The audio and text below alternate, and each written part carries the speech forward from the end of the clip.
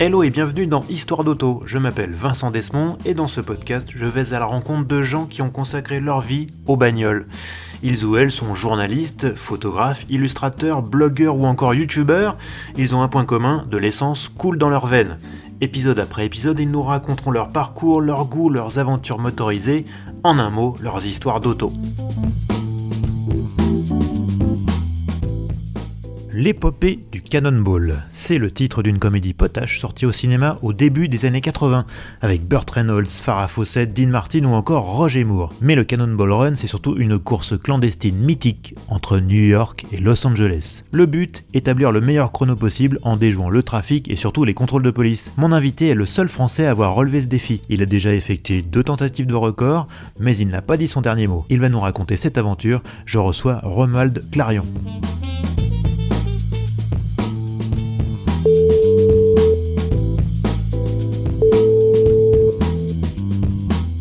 Eh ben bonjour Romuald. Bonjour Vincent. Comment ça va ? Ça va, on a le soleil, on est pas mal. Je crois qu'on est, pour la saison, là, on est vraiment pas trop mal sur la côte. Il fait un temps super, il fait 18 degrés, on a chaud, on se plaint pas. Bah, nous on a de la neige, mais on a aussi du soleil à Paris, donc ça va, on va pas trop se plaindre non plus. J'ai vu ça, ouais. Bon Romuald, je pense que évidemment on consacrera une bonne partie de ce podcast à tes aventures sur le Cannonball Run, mais d'abord je pense que les auditeurs ne te connaissent pas forcément, donc on va un petit peu te parler de toi en introduction. Peut-être, j'aime bien toujours remonter un peu aux origines. Comment est née ta passion pour l'auto, Romuald ? Alors je crois que c'est venu quand j'étais petit. Mes parents traînaient beaucoup sur... Mon père faisait des courses de côte, des gymkhana, et je pense que je crois que j'avais 3 ans, quelque chose comme ça. J'ai Marky Wallen qui m'a embarqué dans sa Lancia Delta. Donc je pense que ça part de là en fait. Et alors comment elle a grandi cette passion par la suite, je sais pas, quelle a été ta première voiture, comment t'es venu à te plonger à mort là-dedans ? Alors j'ai toujours aimé les voitures. Après à l'adolescence, j'étais pas forcément à fond là-dedans. J'étais plus snowboard, skate. Je faisais beaucoup de snowboard. J'aurais pu être pro même à un moment peut-être. Mais j'ai bifurqué dans l'industrie du snowboard, en bossant dans les magazines. Mais ça m'est venu en fait quand j'ai eu le permis. Voilà. Mais bon, quand t'as le permis, c'est déjà un peu trop tard. Tu te rends compte que t'es pas mauvais, mais bon, t'as rien fait, t'as pas fait de karting, t'as pas fait toutes ces étapes qui te mènent à pouvoir faire du sport auto, ce que j'aurais adoré. Moi, c'est vraiment un gros. Si j'ai pas beaucoup de regrets dans ma vie, mais ça en est un. Puis par la suite, il se trouve que j'ai des amis qui sont pilotes, et quand tu fais le con avec eux et que t'es dans le bon wagon, tu te dis ouais, j'aurais vraiment pu. Donc bon, c'est vraiment un truc qui est toujours là, et en fait qui a toujours été là. Et en fait le Cannonball, du fait de pas pouvoir faire du rallye ou autre, parce que c'est aussi un budget, hein, et je suis pas milliardaire, c'est un truc que moi je mets au même niveau, si tu veux, qu'un Grand Prix de Monaco ou les 24 heures du Mans. Et puisque le premier a quand même, on y viendra j'imagine plus tard, mais le premier a été remporté par Dan Gurney, qui est quand même certainement le plus grand pilote, ou au moins un des plus grands pilotes américains de l'histoire. Et ça, t'as pas besoin de karting ou de quoi que ce soit. Donc en fait, c'est devenu mon truc à moi. Voilà, c'est comme ça que je vis ma passion. Après, bon, je l'ai vécu professionnellement aussi par les médias, puisque j'étais journaliste au départ. J'allais t'en parler, alors vas-y, tu as bossé notamment pour Intersection et tu travailles encore pour Petrol-Lécheuse, je crois ? Ouais, j'ai participé, j'ai été impliqué dans Intersection, effectivement. Puis par la suite, par Petrol-Lécheuse, quand ça a été créé, qui m'a contacté qui m'a dit qu'ils aimeraient bien que je les représente en Europe, que j'écrive, que je fasse des photos. Et produit des fameux films, fameux qui drop tous les mardis. Voilà comment c'est venu pour Petrol-Lécheuse, et puis ça dure depuis des années maintenant, et c'est un super média. Bon, il y a eu des changements comme certains le savent, et comme tu le sais peut-être, l'année dernière là, il y a eu des trucs un peu bizarres qui se sont passés. Ça a changé de main. Le fondateur a vendu en se basant sur le premier amendement.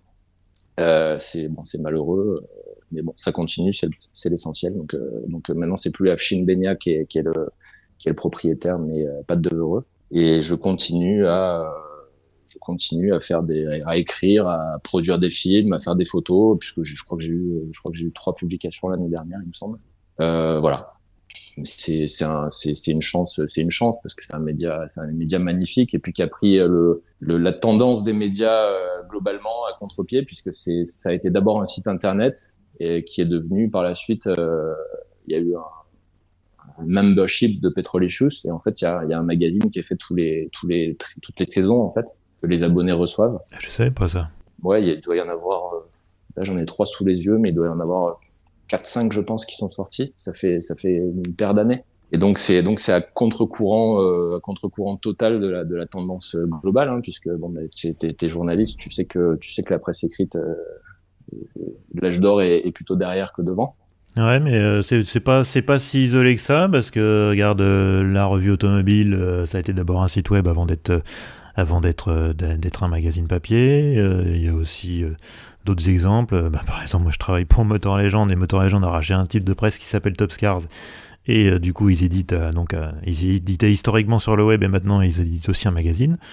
Donc c'est pas complètement isolé, hein. Il se trouve que le marché de la pub est assez alors, est médiocre partout, mais ça gagne encore un petit peu plus d'argent sur le print aujourd'hui que sur le web, donc c'est pas complètement isolé comme phénomène. Ouais, enfin, moi je parle pour les médias dont j'ai été rédac chef de Playboy et Maxime pour les éditions francophones, et bon, il y a un moment où ça a pris une grosse claque, et bon, maintenant même niveau mondial, Playboy ne sort plus en papier, quoi, ce qui me rend terriblement malheureux, mais c'est comme ça. Mais effectivement, non, il y a divers cas, mais bon, voilà, bon, il se trouve qu'avec Petrolicious, ça s'est passé comme ça, et c'est un modèle quand même qui est pas, je pense, qui est pas l'archétype du média, quoi. Bon, voilà, mais bon, c'est une chance, c'est un super média qui ouvre plein de portes aussi, qui a une superbe image. Et puis ça parle de trucs intéressants. On fait en gros ce qu'on veut et c'est cool, quoi. Voilà. D'accord, alors je sais que donc tu es français, mais tu t'es installé à Monaco. Pourquoi ce choix? C'est la vie qui a voulu ça. Il se trouve qu'à un moment, bon, la première fois que je suis allé, que j'ai atterri à Monaco, j'avais 3 ans avec mes parents. Mon père était là pour affaires. Et puis j'y suis revenu plus tard. J'ai en fait contribué au lancement. Enfin, j'étais au tout début d'un news magazine hebdo, donc qui est type l'Express, le Nouvel Obs, qui s'appelle l'Observateur de Monaco, qu'on avait fondé à la demande de 2 milliardaires, hein. Je crois que c'est le mot de la place pour l'avènement du prince Albert II. C'était en 2005. Et puis voilà, je me suis retrouvé là, et puis ça m'a plu parce que c'est à la fois une ville, un État à taille humaine, puisque t'as que 42 000 habitants. Je pense que c'est quand même le seul endroit au monde où tu peux poser ta caisse, aller poster un courrier en laissant le contact dessus, en laissant la clé sur le contact, ou en laissant le contact, puisqu'il n'y a plus forcément de clé sur les voitures aujourd'hui. Et voilà, ça me plaît, c'est à taille humaine. Moi, les trop grandes villes, Paris, j'aime bien 5 minutes, mais bon, c'est pour le week-end, pour la culture, pour tout ça, mais c'est pas trop mon truc. Donc Oui, et puis Monaco, c'est un peu la mecque de la supercar aussi, donc ouais, aussi bien sûr. Donc bon, bah écoute, je suis reparti parce que là, après l'Observateur, j'étais parti justement chez Playboy, chez Maxime. Donc ça, c'était à Paris puis à Marseille. On avait des bureaux dans les 2 villes. Ce qui n'était pas forcément une bonne idée de mettre des bureaux à Marseille, dans un pays centralisé comme la France. Quand t'es rédac chef, je peux te dire que c'est un enfer. J'en parlais avec quelqu'un il y a 2 jours, tu vois, qui bossait avec moi à l'époque, que j'ai recroisé à Monaco par hasard, qui est installé là aussi maintenant, qui bossait pour Rolling Stone. Et donc voilà pourquoi ça me plaît. J'y suis resté quand j'étais même dans ce job de Maxime Playboy. J'étais quand même à Monaco très très souvent, parce que j'avais une copine aussi ici. Et voilà, puis quand j'ai arrêté, j'y suis retourné, j'ai monté une boîte à Monaco. Et puis voilà. Enfin, moi, c'est pas, c'est chez moi, quoi. Je m'y plais. Il y a une ambiance cosmopolite. Voilà. Et puis là, donc, on vient de monter un nouveau projet très intéressant et qu'on a évidemment monté la société à Monaco. D'accord, ça on en reparlera après. Tu es également organisateur du Cars and Coffee Monaco. Ouais, ouais. Organisateur, propriétaire aussi, hein. Donc ouais, depuis 2013, j'organise ça. Donc bon, j'ai rien inventé. C'est Brent Ferguson qui a inventé, déposé la marque aux États-Unis. Moi, je l'avais fait avec Gildo Pastor au tout début. En fait, c'est Gildo qui m'a demandé qu'on le fasse parce qu'il voulait faire tourner deux lieux qui possèdent dans le port, qui étaient l'Explorers et la brasserie. On a fait une édition en 2013, je crois que c'était le 10 octobre 2013, non, le 13 octobre 2013, si je dis pas de bêtises. Et puis bon, après, Gildo a eu des gros soucis de santé, donc j'ai continué tout seul.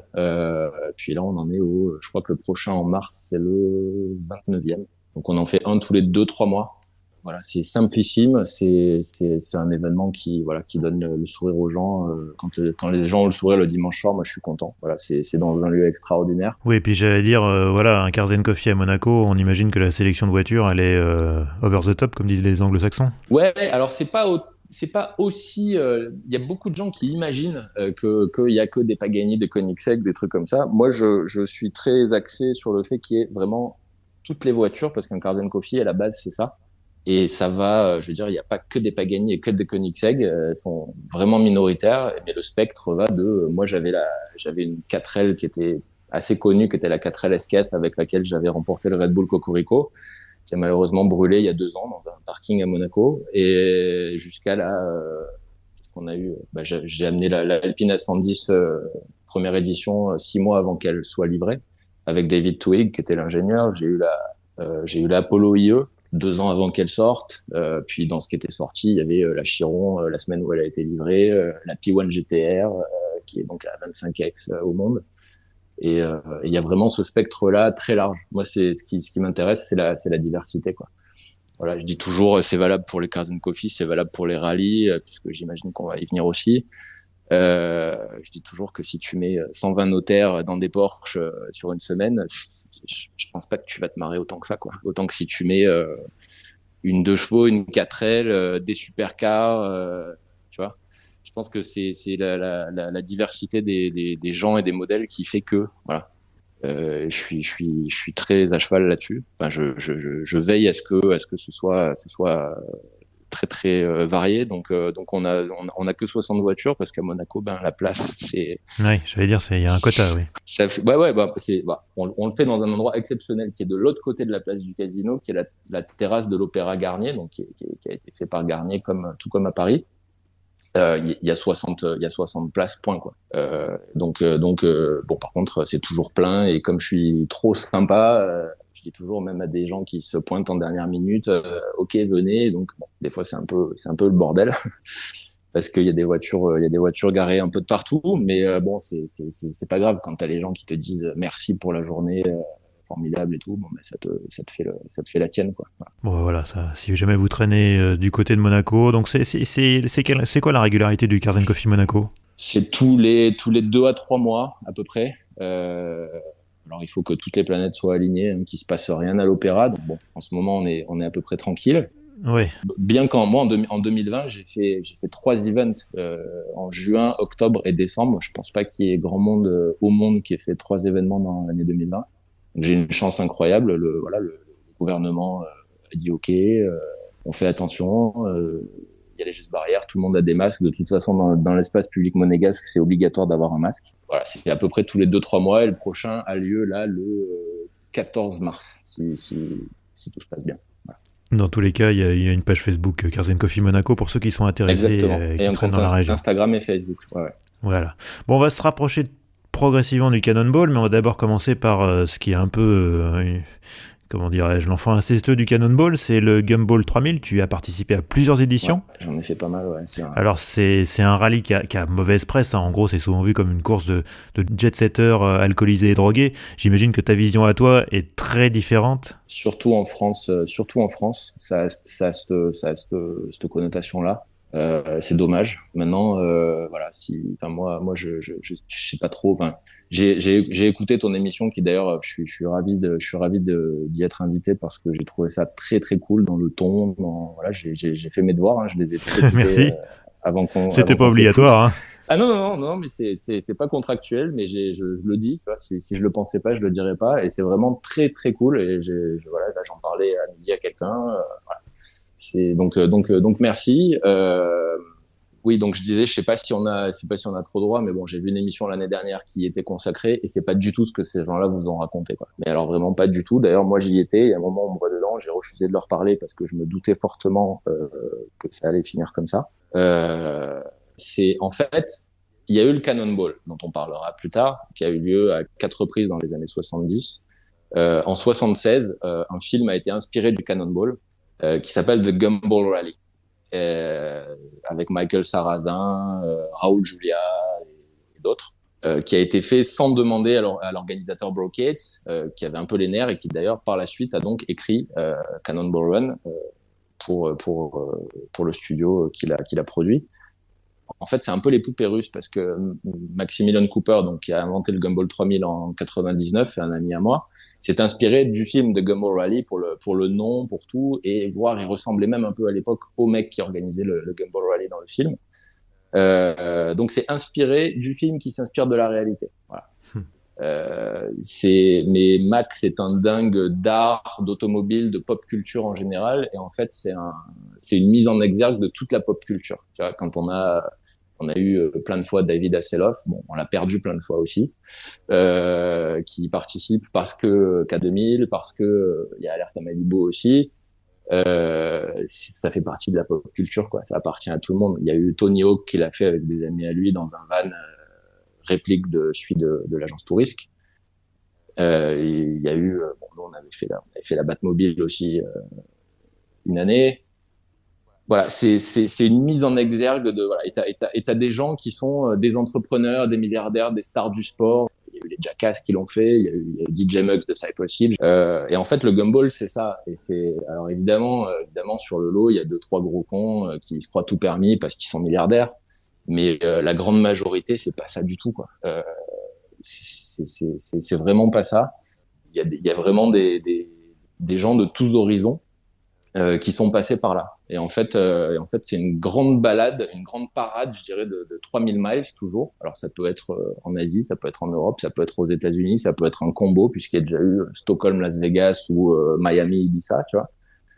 Auquel cas, tu prends les fameux Antonov, comme d'ailleurs pour les 20 ans, c'était Londres-Tokyo, et il y avait il y a aussi une partie avion, hein, évidemment, dans la fameuse émission que je citais tout à l'heure. Voilà, c'est un grand n'importe quoi. C'est en aucun cas une course parce que l'orgasme serait bien incapable de faire quelques chronos que ce soit, prise de chrono. Il y a un briefing pour la sécurité au début de chaque rallye. Max monte sur une table, explique, voilà, vous êtes tenu de respecter le code de la route. Il y a souvent la police. Parfois dans des villes, il y en a plein qui aiment bien ça. Moi, bon, ça me fait ni chaud ni froid, mais il y a souvent des escortes. Par exemple, j'ai souvenir d'une année à Indianapolis notamment, ou à Milan en 2018, où on est escorté par la police parce que justement les autorités locales craignent le gros bordel et que bah, ils prennent les devants. Et puis, dès l'instant où il y en a en plus que ça fait kiffer, bah, tout le monde est content. Euh, mais mais voilà, c'est une grosse fête de 3000 miles, donc tu as environ 150 voitures. Donc si tu comptes deux personnes par voiture, plus le staff du rallye, plus ça fait beaucoup de monde. Et c'est un joyeux bordel en fait. Voilà. Alors il y a une connotation forcément, hein, c'est devenu très très cher. Là cette année c'est 50 000 livres sterling pour s'inscrire. Ah oui, quand même. Quand tu t'inscris, ça veut dire que tu es un équipage de deux avec les hôtels et la bouffe. Voilà. Ah, le Toronto, c'est accessible finalement. À côté, ouais. Bah, j'ai eu la chance de le faire invité par un ami l'année dernière et c'est bon, c'est pas vraiment comparable, je te dirais. Mais oui, si tu compares sur ce pied-là, ouais, c'est accessible. Après, dis-toi qu'en 2003, je me rappelle que c'était 8500 $ pour s'inscrire, tu vois. Ah oui. Et donc voilà, c'est Max, bah, les mecs font la queue sont prêts à tout pour y participer. Bon, bah, ils se gavent, il aurait tort de s'en priver, quoi. Ouais, c'est sûr. C'est un mec qui est très très malin au niveau business. Il a même fait des licences. Il y a des licences avec Hot Wheels, hein, des marques de fringues, voilà. Tous les ans, il y a des partenaires, des sponsors qui font du co-branding Gumball 3000 et voilà, j'ai souvenir d'une marque qui était partenaire, qui était T-Mobile aux États-Unis. Et le directeur marketing disait un jour, tu peux pas acheter le fait d'être cool, mais c'est ce que t'amène le Gumball 3000 en fait. Voilà. Mais voilà, faut faire attention. Voilà, en France, il y a une très mauvaise. J'avais refusé une fois, en 2011, je crois aussi, M6 m'avait appelé parce qu'il faisait aussi un reportage. J'avais refusé pareil. Moi, je leur ai dit, j'ai rien à vous dire. À moins d'avoir le truc que je le produisais avec vous et que j'ai le cut pour expliquer vraiment. Moi, je vous parle pas. Et là, C8, j'ai refusé catégoriquement de leur parler. Voilà. Et je le regrette pas une seconde. Voilà. D'accord, donc on a compris que le Gumball 3000, c'était pas une course. C'est pas une course. En revanche, le Cannonball... Mais il y a des milliardaires. En revanche, le Cannonball, pour le coup, c'est bien une course. Alors, pour ceux qui connaissent pas, le Cannonball, c'est New York, Los Angeles, donc d'une côte à l'autre. Plus précisément du Red Bull Garage, c'est dans Manhattan, à l'hôtel Portofino à Redondo Beach, donc là c'est le sud de Los Angeles. Alors j'ai regardé sur Google Maps, Google Maps dit que ce trajet prend normalement 41 heures, évidemment ça suppose qu'on respecte les limitations de vitesse. Toi ton meilleur chrono c'est 30h43. C'est ça. Alors peut-être d'abord, on va commencer par le commencement. Explique-nous comment un petit Frenchie s'est retrouvé à faire cette course américano-américaine. Il y a le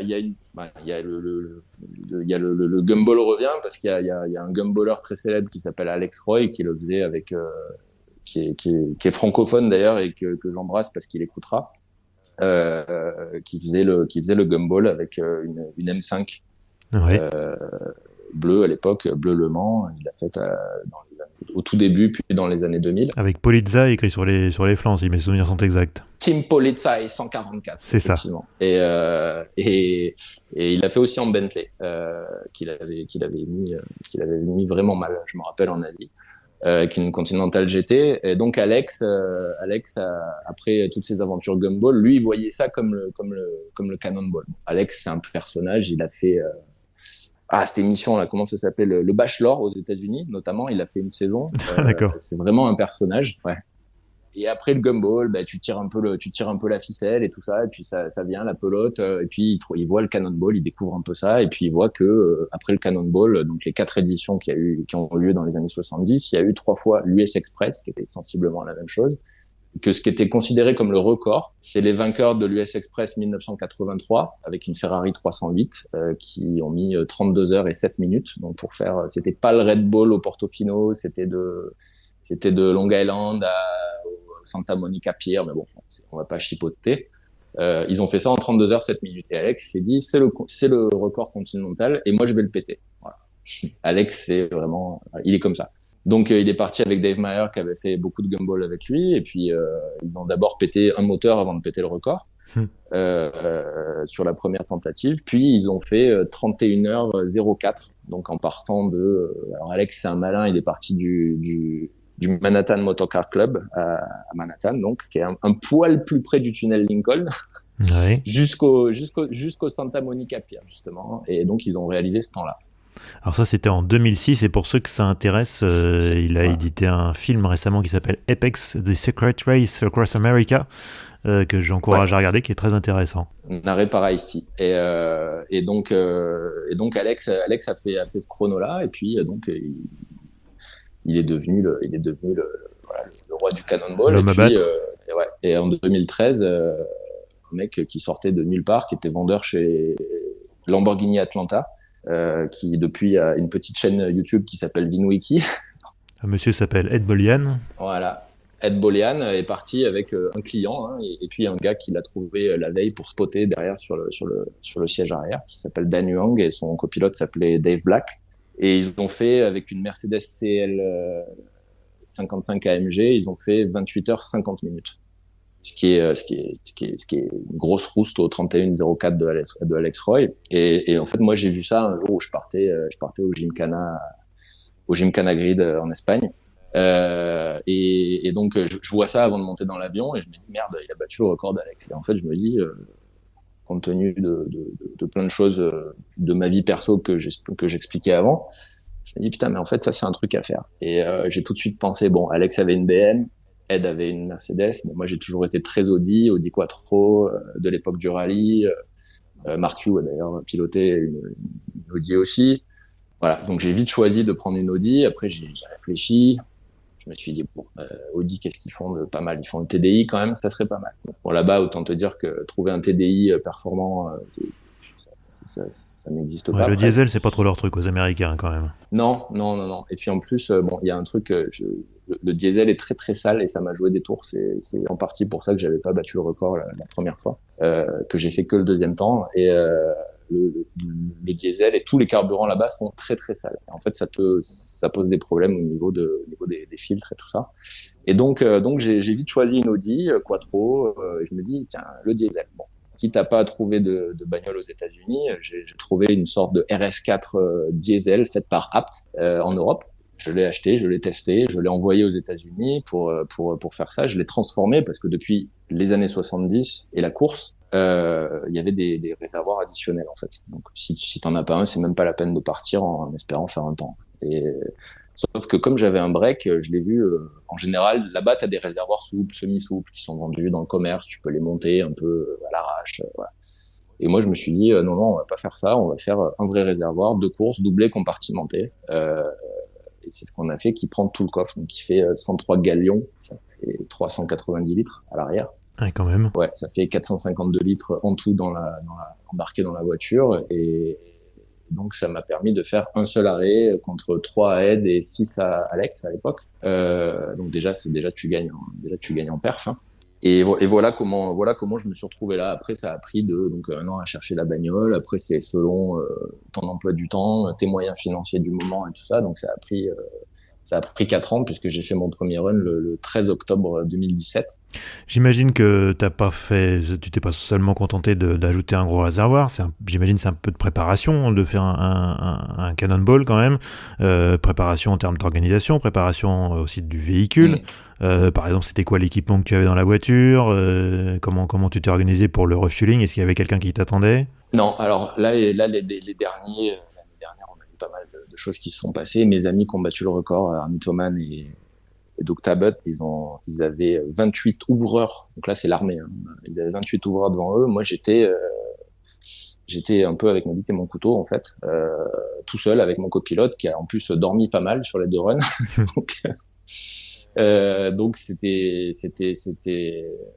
voilà, c'est d'autant plus une perf. Mais bon, moi, au départ, je débarquais là-dedans, si tu veux.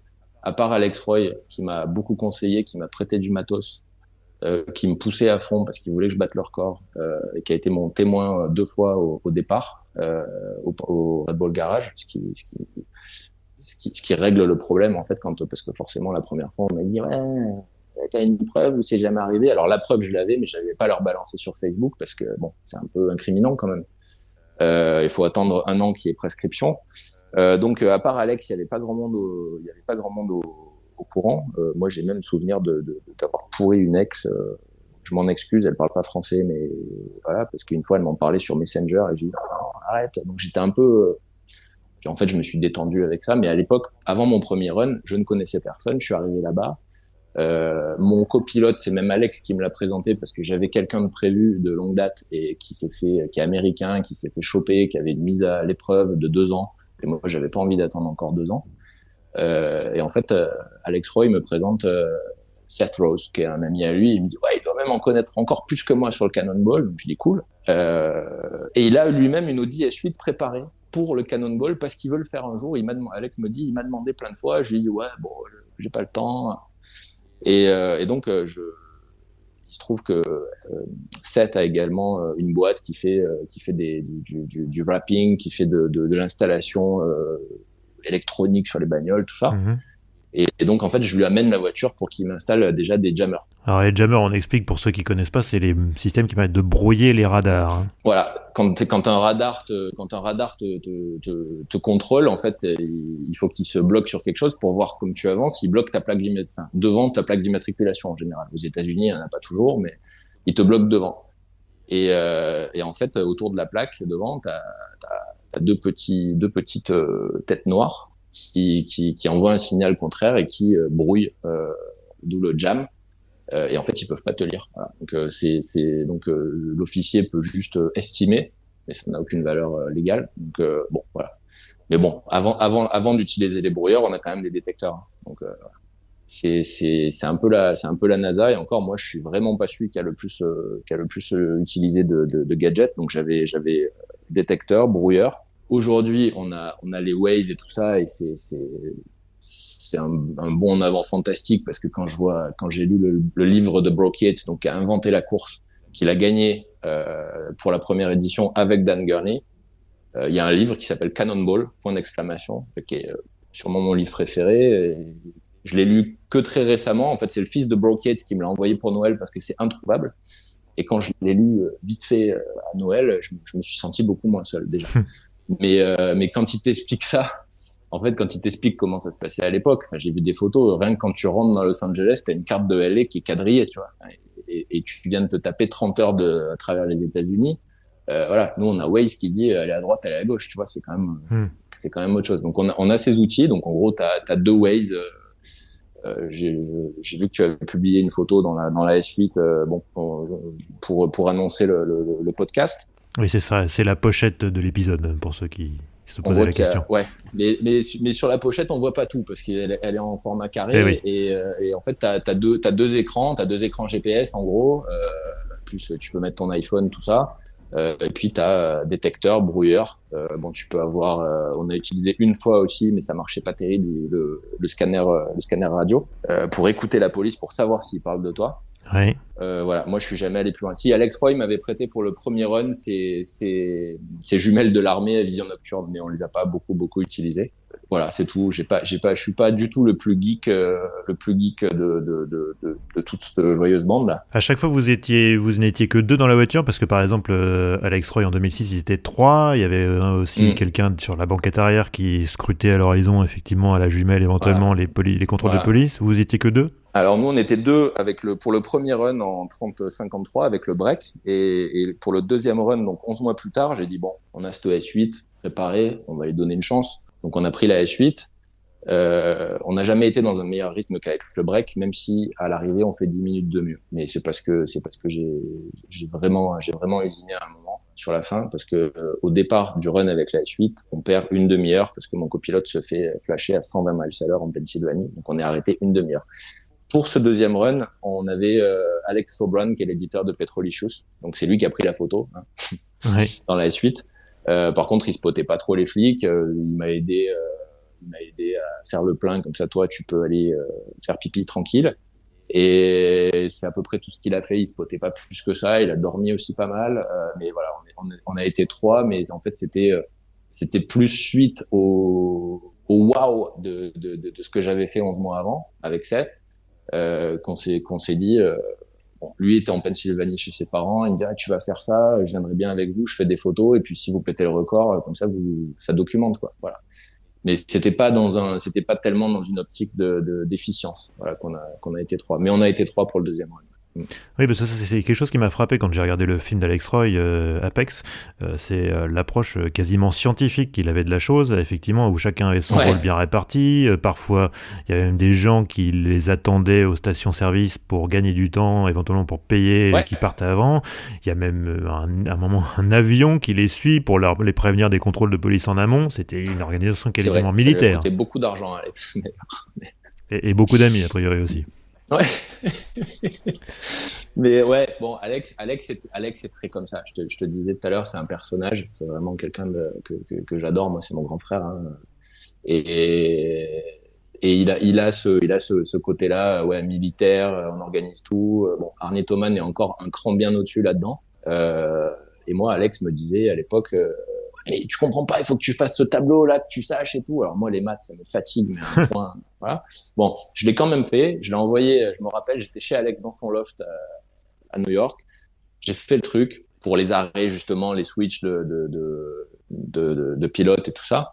Et je l'ai envoyé à mon petit cousin qui est une tronche, et qui était à l'époque qui travaillait pour le gouvernement français. Je n'irai pas plus loin, mais qui est très très fort en maths, et qui me dit ouais, c'est bon, t'as bon à tous les calculs. Il me dit par contre faire ce que tu veux faire, c'est impossible. Je dis non, mais ça t'inquiète, c'est mon job à moi. Par rapport à la moyenne. Il me dit si t'arrives à tenir une moyenne de 100 miles à l'heure sur 2800 miles, je te paye une bière, quoi. Et bon, je bois pas de bière, alors ça tombe bien, mais il m'a payé une coupe de champagne, et parce qu'on y arrivait. Enfin, on n'était pas à 100, mais 100 c'était la cible pour battre le record, puisque Ed était à 98 miles à l'heure de moyenne. Nous, on a fait que 91 miles à l'heure de moyenne pour le premier run et 92 miles à l'heure de moyenne pour le deuxième. Oui, traduit en bon français, ça fait 140, un peu plus de 146 km/h de moyenne. Hein. Voilà. Ce qui, dans l'absolu, paraît pas complètement déconnant, mais sauf qu'il faut se rappeler que c'est quand même pendant plus de 30 heures. Ouais. Hein. Bon, puis c'est une moyenne. Ça veut dire que ça compte.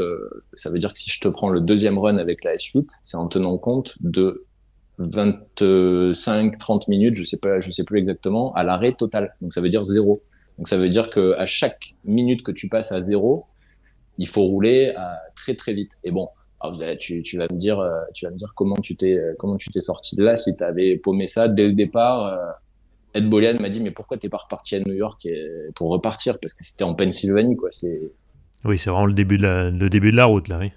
Ouais, mais bon, quand tu pars, c'est le vendredi soir, t'as eu toute la journée, tu t'es préparé, c'est déjà tard, c'est chaud, donc on a dit bon, on fait le run. Bon, on a fait le run, on n'était pas du tout dans le rythme, on a failli tomber en panne une fois même, parce qu'on s'arrête à une pompe qui était fermée, et même pour traverser de l'autre côté de la bretelle, c'était chaud, il nous restait vraiment plus rien, donc on a failli tomber en panne.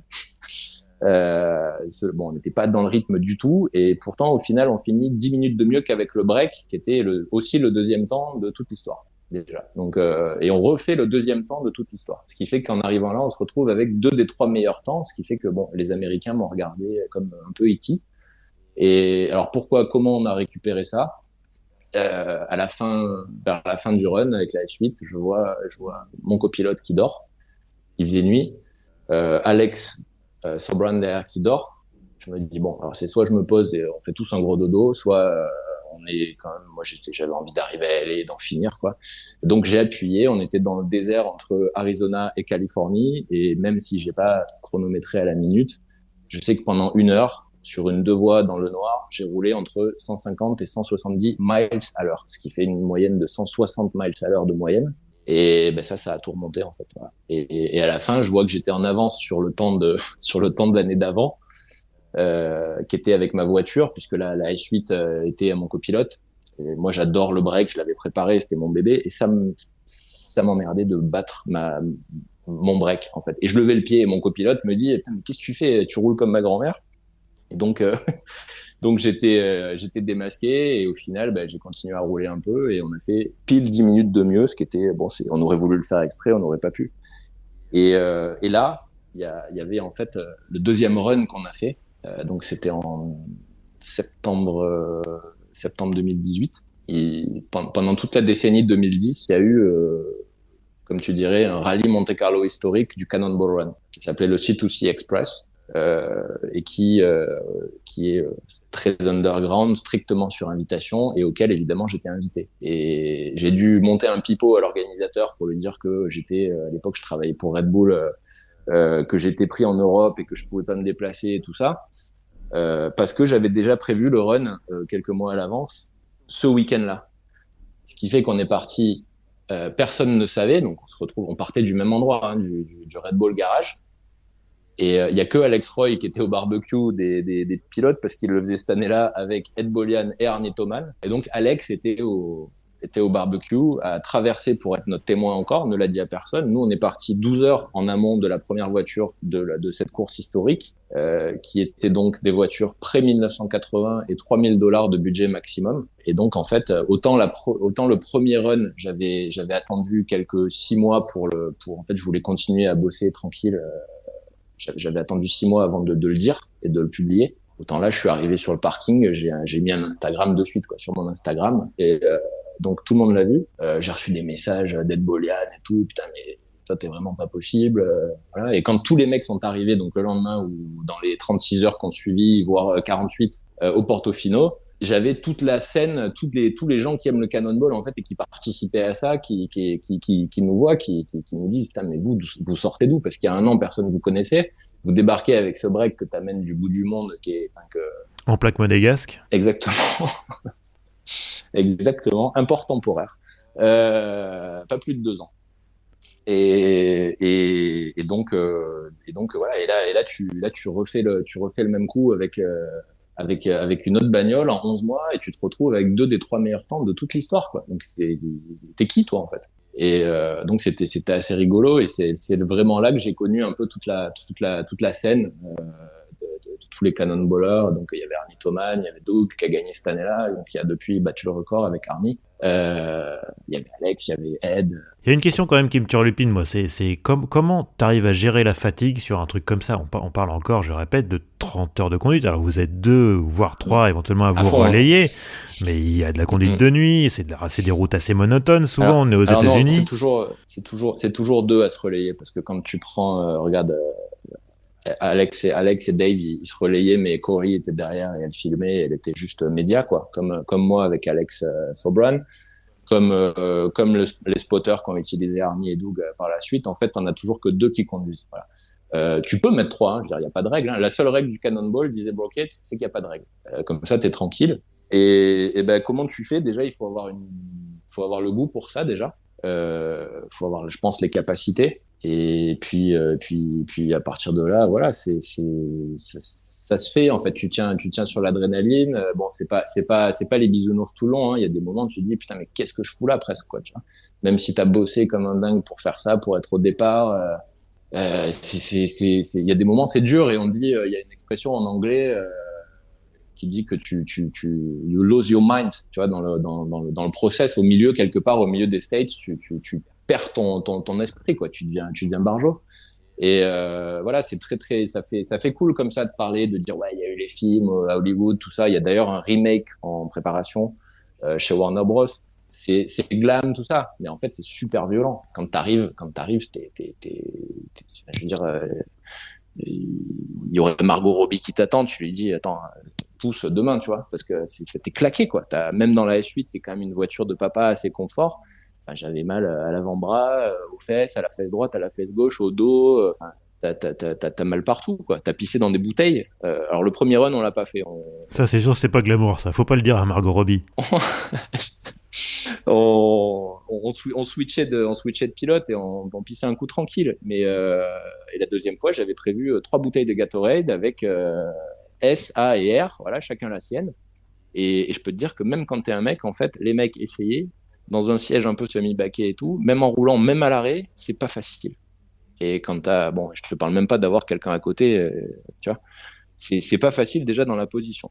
Donc voilà, faut vraiment avoir envie. C'est un truc, d'ailleurs, mon copilote, il avait beau set avoir la voiture préparée avec beaucoup plus de gadgets dans la S8 qu'on n'a même pas utilisé, hein. Il y avait un truc pour couper les feux rouges, il y avait, bon, voilà, il y avait un Wi-Fi à bord. Si tu as vu les gros cylindres qu'il y a sur le coffre, c'est du Wi-Fi intégré dans la bagnole. Enfin, il avait gavé de gadgets dedans. Et là, bon, ça lui a pris en fin d'année. Il a revendu la voiture. Il avait beau avoir tout ça, en fait, il n'était pas assez motivé. Moi, je pense qu'à ça matin, midi et soir, en fait. Et depuis que j'ai décidé que j'allais péter ce truc, je pense qu'à ça. Et Seth, il voulait le truc pour le cool, pour la hype, mais il est pas motivé le dixième de ce que je le suis, quoi, en fait. Et je l'adore, hein, mais c'est la vérité, quoi. Voilà. Quelles sont les stratégies que tu déploies pour arriver à éviter les flics? Parce qu'il y a forcément un moment où c'est le jeu du chat et de la souris. Comment ça marche? Bah, faut être, je te dis, t'as les détecteurs, les brouilleurs, tes yeux, très important, être aware, comme dirait Jean-Claude. Faut déjà regarder, parce que bon, la police, tu sais où ils sont, hein, ils sont sur la voie centrale en général. Tu les vois de loin. Alors, il y a des jumelles aussi, par contre. Je te parlais de jumelles vision nocturne, mais il y en a, ça marche aussi de jour, hein. En général, tu regardes à la jumelle. Nous, on l'a pas fait, hein, je te le dis aussi, c'est un gadget. On avait les nocturnes, mais on s'en est servi la nuit un peu, c'est tout. Mais il y a tout ça, en fait. Il y a tout ça. Faut être sur le coup, quoi. Après, bon, t'as les Waze qui te disent aussi de nos jours, hein, police, pas police. Mais enfin voilà, c'est juste la technologie qui te permet ça, et aussi un peu le pif quand t'as l'habitude. Voilà, mais il y a toujours une part de. Il y a un grand truc, c'est qu'il y a dans toute cette communauté, tous les gens qui l'ont fait, tout ça, ils te disent, ouais, putain, si j'avais pas eu ça, bon, moi, si j'avais pas eu un petit souci, déjà, je pétais le record la toute première fois. c'était pas mal. J'étais déjà énervé d'avoir fait que le deuxième temps, parce que j'ai été énervé pendant un moment, je peux te dire. Et puis il y a des gens qui m'ont dit, Romu, ça va quoi quand même, tu vois. Il faut avoir, voilà, faut être sur le coup, quoi. Voilà. Alors, je te cache pas que quand j'ai annoncé sur les réseaux sociaux le thème de cet épisode, j'ai eu des réactions plutôt hostiles. Ah ouais, Alors, notamment sur Twitter, par exemple, je te cite je suis pas. des réflexions, c'est est-ce que ça lui Ouais. pose pas un problème de conscience, ce genre de défi? J'en ai un autre qui m'a dit c'est un trip malsain qui dessert l'image entière de la passion auto, et j'en ai même un qui m'a dit je ne vois aucun amateur de bagnole ou de sport auto, mais juste des criminels. Alors j'ai pas envie de rentrer dans ce débat-là, mais Non, il y a quand moi même non plus. il y a quand même un aspect sécurité qui est évidemment fondamental dans un cannonball. Comment toi tu l'appréhendes? Bah déjà, il faut que ces gens ils se disent que j'y vais pas pour me tuer. Je suis pas suicidaire. Euh, Ni aucun d'entre nous, ni Alex Roy, ni Ed Bolian, ni Arnie Toman. Et comme le disait Arnie justement récemment, il y a eu quand même 4 courses dans les années 70, plus les 3 de l'US Express après. La première, il y avait 8 engagés. La dernière, il y avait 46 engagés. Voiture, je parle, hein, pas personne. Tout ce qu'il y a eu, c'est une voiture qui a dérapé et une nana qui s'est luxé le coude. Bon. Ça veut dire que en fait, les gens qui font ça, ils font beaucoup plus attention que le pimpin moyen qui est une main sur son portable, une main sur sa clope et voir l'œil levé pour voir si le maquillage il est bien dans le rétro, tu vois. Et en fait, ça fait toute la différence, tu vois. Ça prouve juste qu'il faut être, quand tu vas vite, t'es à ce que tu fais. Et voilà, enfin, je veux dire, j'invente rien, c'est des stats, hein, tu vois. Moi, à ces gens-là, je leur dis, j'ai traversé 2 fois, j'ai fait New York-Aller, ça fait quoi? Ça fait, allez, on va arrondir 10 000 kilomètres en des temps absolument records. Et regarde, j'ai même pas fait une égratignure à la voiture, quoi. Voilà. Des gars fil de gauche au milieu, j'en ai eu, hein. Mais voilà, je les ai passés. Oui, alors je suis dangereux, je fais le slalom, je fais le truc. Là-bas, si tu fais des appels de phare, que tu es agressif, comme on dit, on a vite fait d'appeler la police aussi pour dire, il y a lui, il est méchant, voilà. Mais c'est factuel, en fait. Voilà ce qui s'est passé depuis 50 ans. 1971, la première course. Un coup de luxé. Voilà. Bah d'ailleurs, c'était l'esprit de la course au début avec Brock Yates qui en gros voulait montrer à l'époque, on est donc dans les années, au tout début des années 70 où les limitations de vitesse Mhm. commençaient à arriver et je crois que même à l'époque il y avait une limitation de vitesse à 55 miles à l'heure sur autoroute, ce qui est extrêmement bas. 55 miles, ça va être 80 km/h quoi. La, Euh, ma- la majorité, c'est toujours ça, hein. et lui, justement, il voulait montrer qu'avec les autoroutes américaines, on pouvait rouler vite, un peu comme en Allemagne, et il voulait prouver que ça pouvait se faire en toute sécurité. C'est marrant parce qu'on a l'image Voilà. du Cannonball avec le film où ça part un peu dans tous les sens, où c'est un gros délire, mais Mhm. finalement, c'était un acte quasiment militant à l'époque. Ah, mais c'était militant à mort. C'était alors bon, je sais que le podcast est à la base orienté sur les gens des médias. Donc Brocade, c'était journaliste pour le magazine Car and Driver qui sévit toujours. Euh, le point de départ du Red Bull Garage, c'est parce qu'il y avait la flotte des bagnoles presse du Car and Driver qui était garée là. Donc il connaissait bien le personnel et tout ça. Donc il a dit bon, ben, on fait le départ de là pour les 3 premières courses. Puisque la quatrième a eu lieu de Darien, Connecticut pour une histoire de rester low profile. Et au final, il arrive là-bas et il y avait 3000 spectateurs qui attendaient le départ. Donc ça s'était loupé. Mais donc, Brocade, ça dit, voilà, on nous limite pour l'histoire principalement du pétrole, de la sécurité. Il dit, moi, je veux prouver que on peut faire New York, Los Angeles. Donc déjà, en plus, il y a une dimension du rêve américain, hein. C'est tu fais la course vers le soleil, de l'effervescence de New York, de Manhattan quand tu pars. C'est vraiment, c'est un aspect que j'adore aussi. Et on va vers Los Angeles à fond. Alors c'était l'arrivée était Portofino Inn, l'hôtel, parce que à l'époque il était propriété d'une dame qui logeait beaucoup les pilotes qui séjournaient à Long Beach pour le Grand Prix. Donc c'est comme ça parce que euh, Redondo Beach c'est juste au-dessus de Long Beach et donc en fait il a dit moi je veux prouver à Nixon et compagnie que qu'on peut traverser les États-Unis à un rythme plus que soutenu sans qu'il se passe rien. Voilà. Et je pense qu'il y est pas mal arrivé quand même pour la Bah, démonstration. surtout que, donc, effectivement, il était en duo avec Dan Gurney et sur une Ferrari Daytona, ils ont fait 35h54. C'est Ce qui est ça. quand même pas mal. Je rappelle, c'est en 71, hein, si mes souvenirs sont exacts. C'est ça. Et la voiture était fournie par Kirk F. White, qui est décédé malheureusement l'année dernière, qui était un mec voilà, il faisait courir des Ferrari notamment avec Sunoco. C'est pour ça que la Daytona était bleu Sunoco. Et la voiture a fait récemment la couve d'un magazine français. Parce qu'en fait, une voiture qui a été vendue récemment aux enchères a le moteur de la Daytona qui a gagné le Cannonball. Un moteur bien rodé, quoi. Ouais. Kirk F. White a prêté la voiture à Bo Cates, mais elle était pas préparée parce qu'en plus c'était un peu du last minute et elle n'avait pas de réservoir additionnel. C'est une vraie perte. Et Dan Gurney, la classe en arrivant, a déclaré en aucun cas nous n'avons excédé 175 miles à l'heure. Voilà. Ce qui était vrai en plus. Donc, Alors le Cannonball, ça n'a pas vraiment d'équivalent dans le monde, hein. À ton avis, qu'est-ce que ça dit de l'Amérique? ça dit que c'est. Alors ça reste énorme parce que si il y a eu les films. Brocade, ça fait le film avec Al Needham. Donc en réponse au Gumball Rally de 76, il avait un peu les nerfs. Et en fait, Cannonball 79, il l'a fait juste pour faire les recos avec Al Needham. Il courait dans le même van orange que dans le film, qui n'a pas fini. Le fait que ce soit porté à Hollywood comme ça, dans la culture, c'est rentré dans la culture pop, quoi.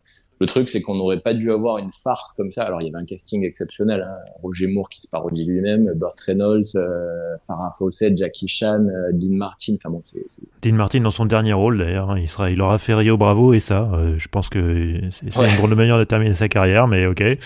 une espèce d'alcoolo déguisé en prêtre pour tromper la police, en fait. C'était, bon, voilà, mais il n'y aurait pas dû y avoir cette dimension farce parce qu'au départ, le rôle était écrit pour Steve McQueen, qui était déjà malade et qui n'a pas pu le faire. Et du coup, DJ McClure a été joué par Burt Reynolds, mais Burt Reynolds a amené, qui était une grosse star à l'époque, a amené toute sa clique et ça a amené vers cette farce-là. Moi, perso, les films, c'est cool pour l'esthétique, pour une scène ou deux, mais bon, voilà, Cannonball Run, quand t'as vu la scène d'ouverture avec la Lamborghini, t'as tout vu, quoi. Ça n'a pas très bien vieilli. Si, pour l'esthétique, ça a bien vieilli, parce qu'aujourd'hui, regarde, on fait que des hommages, des trucs, on s'habille comme ça, bon, mais ça dit que c'est rentré par ce biais-là dans la pop culture. Il n'y a pas que l'aspect fêlé qui font la course sur route ouverte. Ce que je disais aussi tout à l'heure, c'est important, la course vers le soleil, en fait. Et si tu regardes le logo du Cannonball, qui est pour le coup, qui a pas pris une ride, qui est la route en blanc, un fond bleu et un soleil rouge au fond, ça te dépeint déjà cette course vers le soleil. Et il y a aussi là-dedans la dimension, c'est le rêve américain, quoi. Tu traverses tout un pays, mais aussi tout un continent. Et en fait, il y a chez nous, ça parle pas beaucoup. Forcément, c'est très américain, mais en fait, il y a toujours des gens. Moi, ce qu'on me raconte maintenant, il y a des gens qui m'écrivent, qui me disent, ah, il y a ça, il y a ça. Et en fait, il y a des gens quasiment qui partent toutes les semaines. Alors, pas nécessairement pour battre leur corps, parce que bon, c'est compliqué, mais déjà pour arriver au bout, pour trouver un truc à eux-mêmes. Et en fait, il y a tout le rêve américain là-dedans. Tu vois, il y a la liberté, t'es en bagnole, tu traverses les grands espaces, tu vas vers le soleil, vers le fun. Et ça reste un truc énorme. Je veux dire, enfin, si Warner Bros a racheté les droits et prépare une suite, un reboot avec Doug Liman à la caméra, normalement, qui a quand même fait Mr. and Mrs. Smith et Andy Bourne, tu vois, c'est quand même pas rien. Et ça dit que, ça dit déjà que les États-Unis aiment la bagnole, adorent la bagnole, comme en France d'ailleurs. Bien qu'on nous dise le contraire, c'est pas vrai, hein, je suis désolé. Moi, je vais voir le rallye Gap Racing en plein cagnard le 15 août. C'est noir de monde au bord des routes et il n'y a pas d'ombre. Après, aujourd'hui, on vend des trucs qui se ressemblent plus ou moins tous, des trucs électriques. mais je pense que ça dit que les gens aiment la bagnole aux États-Unis et j'insiste en France aussi. Ouais, le record du Cannonball en électrique, à mon avis, c'est pas pour tout de suite, vu les autonomies des voitures électriques et les bornes de recharge un peu espacées. Alex Roy l'a fait il y a quelques années En Tesla, avec un oui. mec qui voulait le faire en Tesla, ouais. Alors le mec après faisait la gueule parce que tous les gens ont dit ah c'est Alex Roy qui a battu le record et le mec il voulait sa part du gâteau mais bon c'était Alex. Hein. Et là récemment j'ai vu qu'un Taycan l'a battu. il y a un mois ou deux là. Donc les mecs, enfin, si tu veux, t'as une telle marge de progression là-dessus parce que bon, c'est pas sur le record global hein, que tu vas aller. Enfin, je veux dire, c'est pas n'importe qui peut se pointer là et faire ça. Je veux dire, hein, faut être clair. Hein. Moi, j'ai un ami qui me disait l'autre jour, mais tu te rends compte, on est peut-être une dizaine à pouvoir faire ça, quoi. Parce que c'est encore une fois, c'est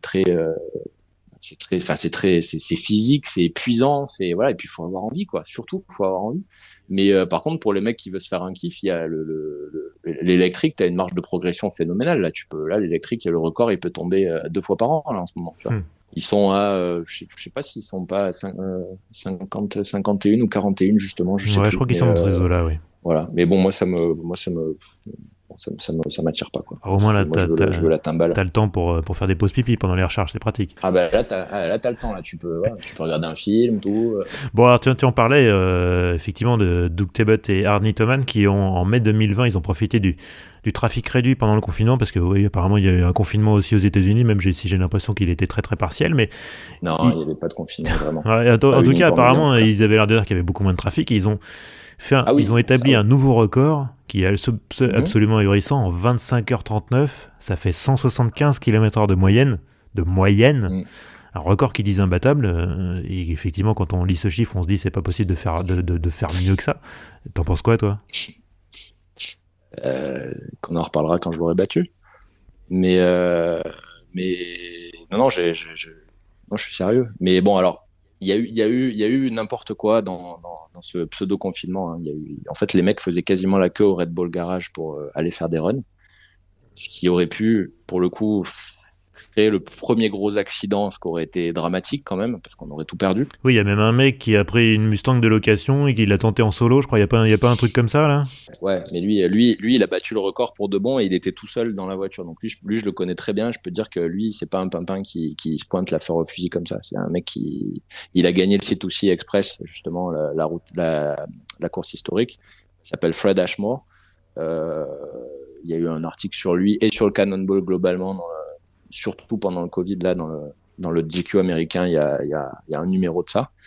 Et lui, c'est pas un clown. Mais par contre, il y a plein de clowns qui se sont pointés, qui ont fait des temps. Alors ça fuitait sur Jalopnik, sur machin. Et ça, pour moi, c'est un peu, ça gâche un peu la fête, tu vois. Déjà, c'est un peu quelque part. Alors, ok, il y a pas de règle. La seule règle, c'est qu'il y a pas de règle. Mais bon, je trouve, moi au début, j'étais confiné, tu vois. Ici, je faisais des bons, donc je vais pas te mentir, j'ai essayé d'aller aux États-Unis, voilà.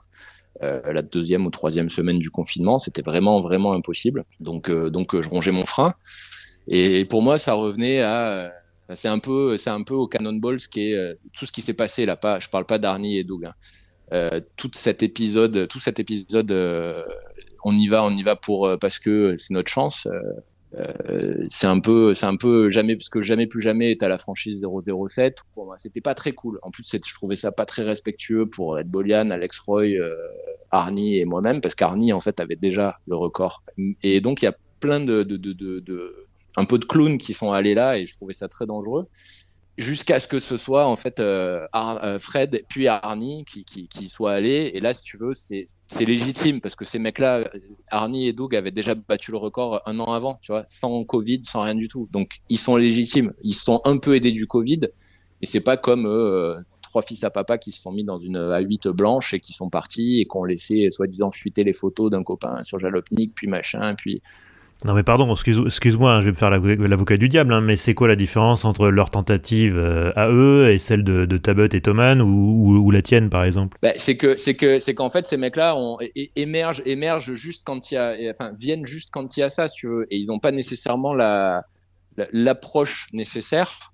Et je ne les connais pas perso, mais je sais qu'il y en a, c'était leur tout premier run. Et quelque part, c'est un peu un miracle qu'il se soit justement rien passé parce que ces mecs-là, ils sont partis juste parce qu'il n'y avait pas de monde. En fait, ils y sont allés pour c'est la culture c'est pour leur quart d'heure de gloire, quoi. C'est littéralement ça, tu vois. Est-ce que vous faites pas tous un peu justement pour ça, pour la gloire et d'avoir son nom inscrit tout en haut du tableau? Alors moi, je vais te dire un truc. Demain, je le bats. Tu me dis, demain, tu le bats et tu le dis jamais à personne. Je le fais. Voilà. Moi, je le fais pour moi, uniquement pour moi. C'est la vérité.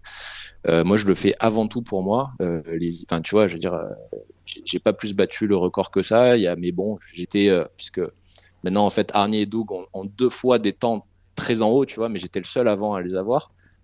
Quand Netflix vient par un producteur machin, j'ai dit non, tu vois. Donc si ça c'est pas la preuve que je veux pas la gloire et que je m'en fous, je sais pas ce que c'est quoi.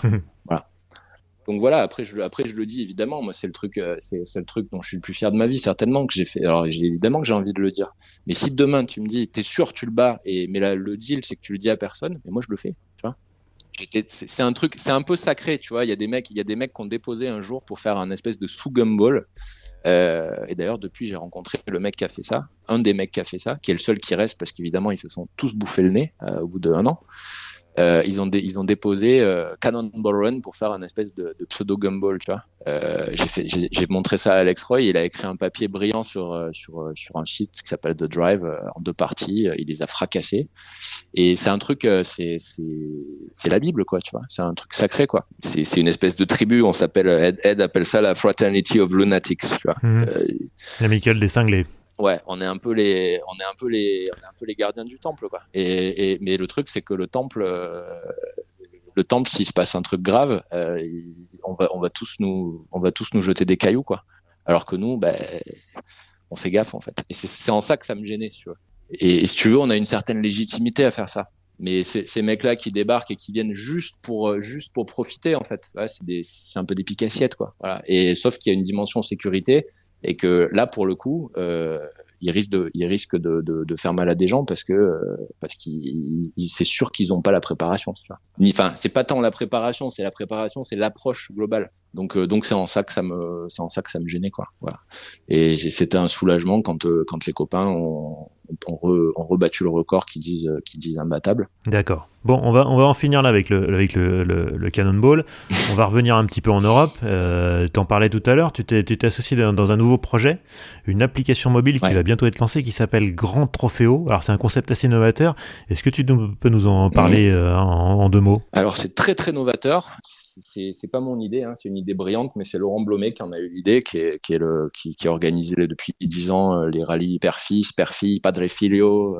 Pendant le confinement, il s'est dit bon, les événements physiques, les super rallyes que je fais, c'est tendu, quoi. Un matin, il s'est levé, il avait pondu le concept de Grand Trofeo, quoi. Voilà. Et en fait, Grand Trofeo, c'est le plus grand rallye du monde. C'est un championnat du monde de régularité. Donc, la régularité, c'est ce que tu fais sur le Tour Auto ou le Monte Carlo historique, par exemple, ou les Mille Miglia de nos jours. On te donne un parcours à une vitesse moyenne que tu dois respecter. Voilà. Et alors, normalement, dans ces événements, tu choisis une vitesse moyenne haute, intermédiaire ou basse, ce qui n'est pas le cas là. Là, en fait, c'est toi qui crées ta régularité. C'est-à-dire, alors, pourquoi c'est le plus grand rallye du monde? On l'a teasé pendant un moment. J'ai vu des trucs très drôles. Les gens disaient, mais il faut prendre 6 mois de vacances pour le faire. C'est Paris-Pékin, c'est quoi? Et en fait, non, c'est tout l'inverse, parce que 3 heures peuvent te suffire dans une journée. En fait, c'est géré par une application. Test, quoi. Bon, moi, je la teste en ce moment. Je la ponce dans tous les sens. Elle sortira quand elle sera complètement prête, selon nous. Donc en gros, l'idée, c'est j'installe une application sur mon téléphone et là, j'ai un choix de parcours et je choisis un parcours et je le fais avec n'importe quelle voiture et voilà, j'essaie de faire un chrono précis exact. Aujourd'hui, on a à peu près 800 parcours prédéfinis rentrés dans le système. Donc, tu choisis un parcours. Ils sont classés du plus près au plus loin d'où tu te trouves. C'est dans toute la France, toute l'Europe, le monde entier? C'est pour l'instant dans toute la France, un petit peu en Suisse, on en a mis, et puis ça va s'élargir à l'Europe et au monde entier, en fait, parce que ça sera un championnat du monde vraiment de régularité. Et donc tu choisis un parcours, ça te dit voilà, c'est là-bas, ça te guide, t'as la voix. La voix te dit bon, le parcours est dans 400, 300, voilà, tu as des feux rouges qui passent au vert. Bonne chance pour Grand Trofeo, tu dois respecter le code de la route. Tu as un warning, tu es en dessous ou en dessus de la moyenne autorisée. Et au-delà d'un warning, tu es éliminé pour le parcours que tu es en train de faire. Voilà. Mais un parcours suffit à participer au championnat. Donc tu y vas, ça te guide, tu pars.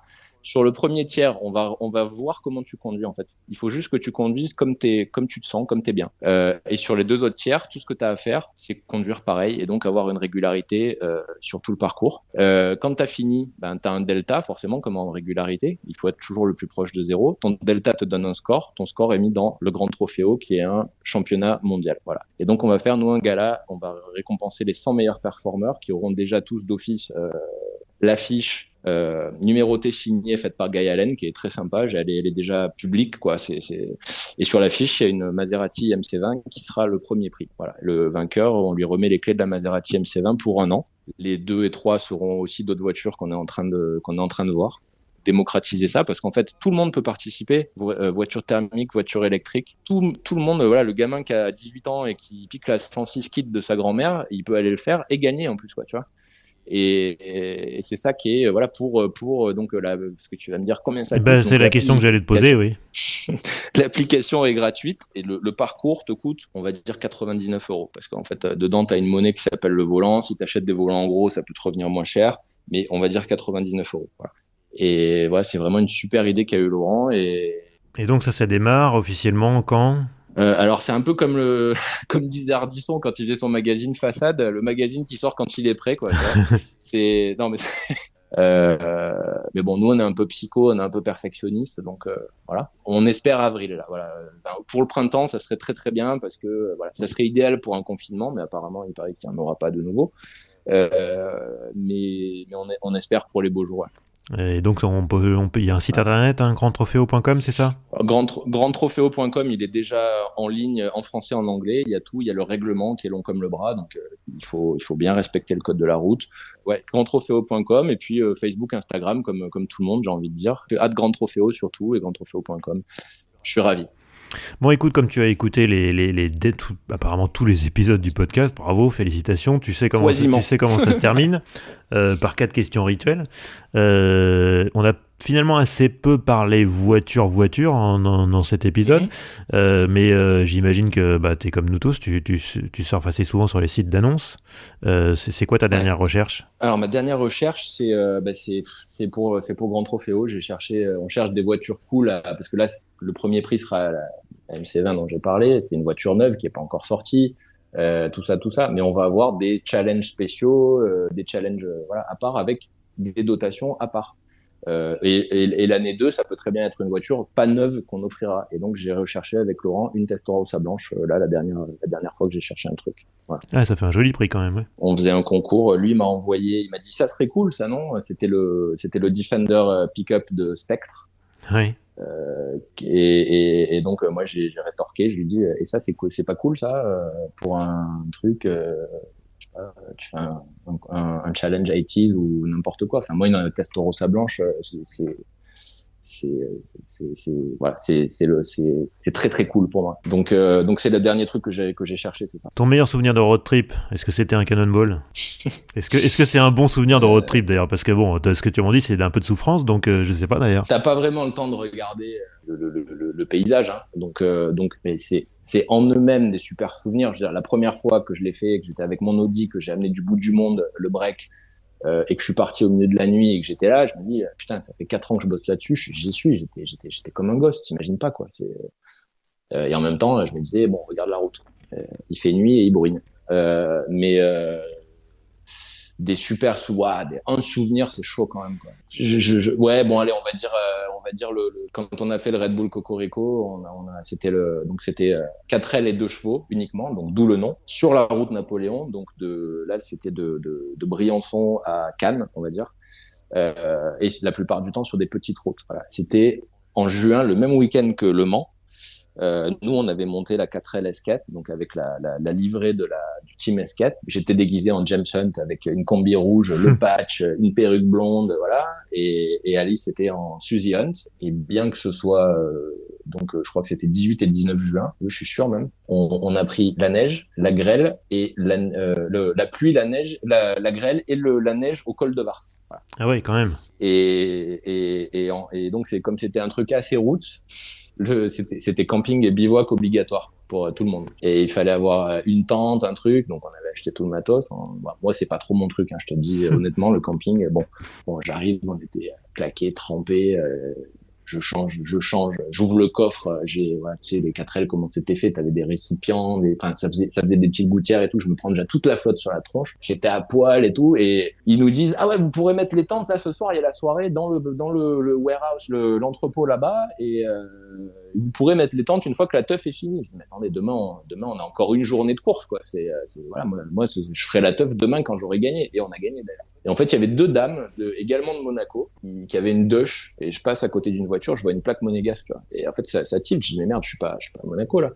Et je les trouve, on parle. Et en fait, les nanas, qui avaient quand même une bonne cinquantaine d'années, eh ben, elles avaient là-bas, il n'y avait pas un brin de réseau, de rien du tout. Je sais pas comment elles ont trouvé du réseau. Elles ont trouvé un espèce d'Airbnb. Elles nous ont trouvé un appart pour la nuit dans le bled où on était, à Josier.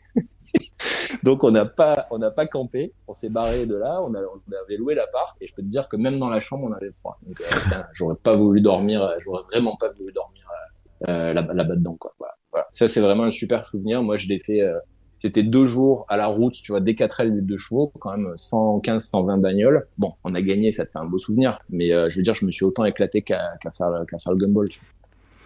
Question rituelle, autre question rituelle. Ton garage idéal, sans limite de budget. T'as droit à 4 voitures, mais ça doit quand même un peu convenir à ta vie.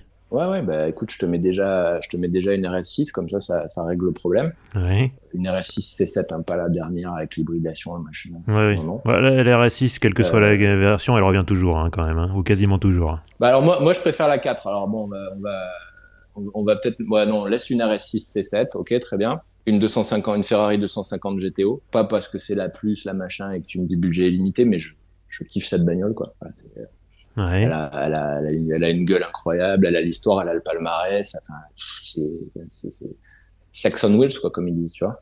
Une Audi Sport Quattro de l'époque. T'as fait 2 Audi quand même. Hein. Mais t'as remarqué, je suis très Audi. Ouais. Je l'ai pas fait avec une Mercedes. Mais moi, ça vient de, je te dis, c'est pas parce que c'est devenu une marque très hype et avec tout ce que ça peut engendrer aujourd'hui. Moi, j'aime les Audi depuis les Quattro de l'époque. Et j'ai un ami qui a un très bel exemplaire de Quattro, Sport Quattro Stradale, et on a fait un très beau film avec, pas mal de gens ont vu, et voilà, cette bagnole, j'en suis amoureux. Alors que ce soit une Stradale ou une de l'usine, ça j'en veux une, je le sais. Une Ferrari FF, qui est, alors tu vas me dire, t'es aussi très Ferrari, c'est même pas forcément vrai, mais c'est parfait pour aller à la montagne, ça.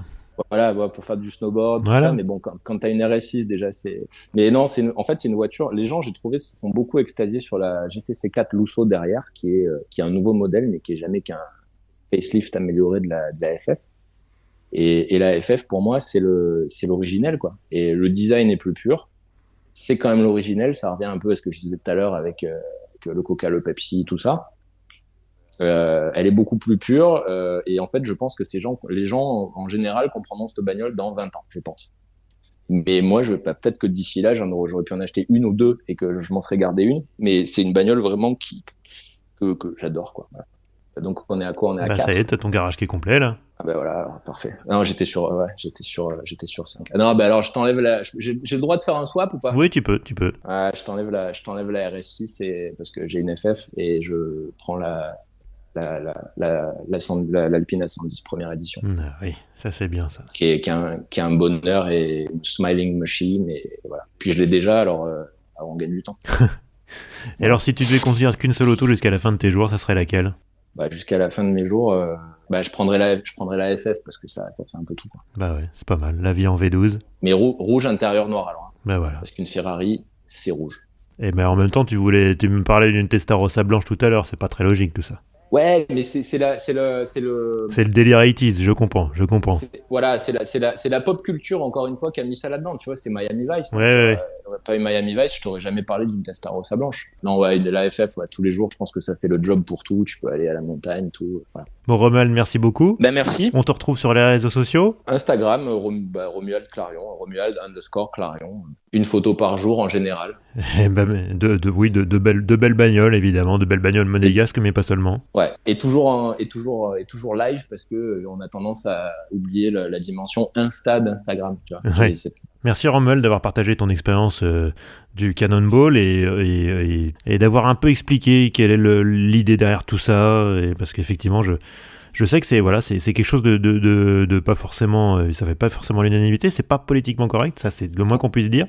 Non. Mais c'est peut-être un peu aussi ce qui fait c'est peut-être un peu ce qui fait le charme de la chose aussi. Il y a un documentaire qui est en préparation et il y a une des nanas du team des nanas qui se sont fait mal justement à l'époque, et elles sont toujours en vie. Il y en a une qui dit, vous saviez, si ça avait été légal, ça aurait pas été aussi drôle, quoi. Voilà. Voilà, ce sera le mot de la fin, je crois.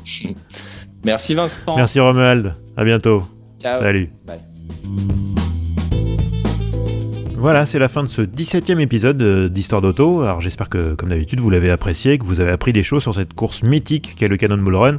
En tout cas, vous pouvez laisser des commentaires, que ce soit sur Twitter, sur Facebook, vous cherchez Histoire d'Auto au pluriel, vous trouverez les pages correspondantes. Vous pouvez vous abonner, vous pouvez aussi, je vous encourage à laisser une note et ou un commentaire sur la plateforme où vous récupérez ce podcast. Encore une fois, ça aide beaucoup à le faire découvrir à d'autres. Je sais que la plateforme, notamment Apple Podcast, est très susceptible à ces choses-là, donc voilà, ça serait un grand coup de main. Et quant à moi, je vous donne rendez-vous logiquement pour le prochain épisode qui sera le 1er mars, si tout se passe bien. D'ici là, je vous dis à bientôt et je vous souhaite bonne route. Ciao.